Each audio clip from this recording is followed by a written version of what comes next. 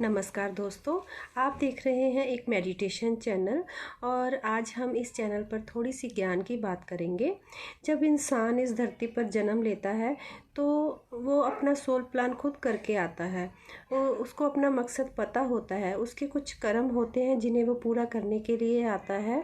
और उसने वो खुद प्लान किया होता है कि मैं धरती पर जन्म लूँगा और जो भी मेरे कर्म हैं उन्हें मैं पूरा करके आऊँगा। लेकिन जब जन्म के बाद वो थोड़ा बड़ा होने लगता है तो खुशी, गम, काम, क्रोध, लोभ, मोह, अहंकार में फंसकर वो अपने मकसद को भूल जाता है। उसे याद नहीं रहता कि वो क्या प्लान करके आया है, उसका सोल प्लान क्या है। वो आकर यहाँ पर थोड़ा गुम हो जाता है, बहक जाता है और उसको याद ही नहीं होता कि अब उसे क्या करना है आगे। वो फिर अपने मकसद को ढूंढने लगता है। हालांकि ईश्वर की तरफ से उसे बार बार इसका ज्ञान दिया जाता है, याद दिलाया जाता है कि उसका क्या मकसद है। उसे ठोकरें भी लगती हैं, उसे दुख भी आते हैं, ताकि वो अपने गमों को याद करते हुए उस रास्ते पर चलना शुरू करे जिसके लिए उसने जन्म लिया है। लेकिन उसकी सोल को तो पता ही होता है कि उसने क्यों जन्म लिया है। उसकी सोल अंदर से उसको कई बार जगाने की कोशिश करती है, उसको बताने की कोशिश करती है।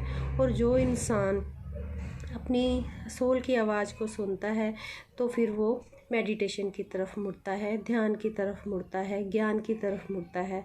और दोस्तों, ये वो रास्ता है जो आपको मोक्ष की तरफ लेकर जाता है। जब इंसान को ये चीज़ याद आने लगती है कि उसका क्या मकसद है तो वो मेडिटेशन के रास्ते को चुनता है, वो ध्यान के रास्ते पर निकलता है। और ये रास्ता वो है जो उसको उसके मकसद को पूरा करने में मदद करता है। तो दोस्तों, अगर आपने अभी तक इस रास्ते को नहीं चुना तो मैं आपसे रिक्वेस्ट करती हूँ कि आप इस रास्ते को चुनें, क्योंकि आपकी सोल जो प्लान करके आई है, आपके जो कर्म हैं आपके साथ जुड़े हैं, जिन्हें पूरा करना बहुत ज़रूरी है। क्योंकि अगर आप उन कर्मों को पूरा नहीं करेंगे तो आप आगे नहीं बढ़ पाएंगे।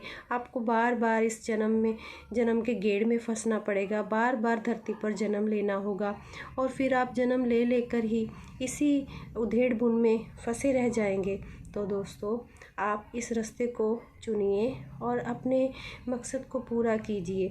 उस ईश्वर तक हमें पहुंचना है, उस रोशनी में हमें जाके मिलना है जिसे मोक्ष कहा जाता है। हम उसी परमात्मा का अंश हैं, हमारे अंदर परमात्मा है। लेकिन जब तक हम वहाँ नहीं पहुँचेंगे दोस्तों, हम यहीं फंसे रहेंगे। तो मैं उम्मीद करती हूँ कि आप इस रास्ते को चुनेंगे और आगे बढ़ेंगे। शुक्रिया।